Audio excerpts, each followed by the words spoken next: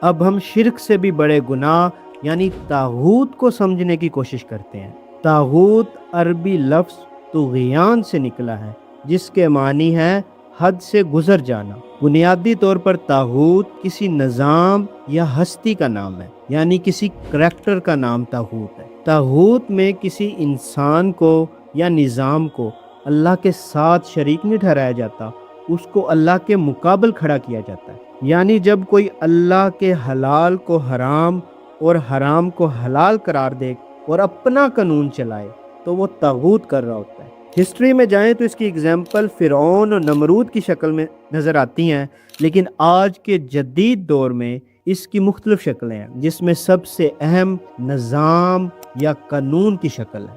آج کے دور میں ہر وہ سسٹم، نظام یا قانون جو قرآن کے مقابل کھڑا کیا جائے گا اس کو طاغوت کہا جائے گا۔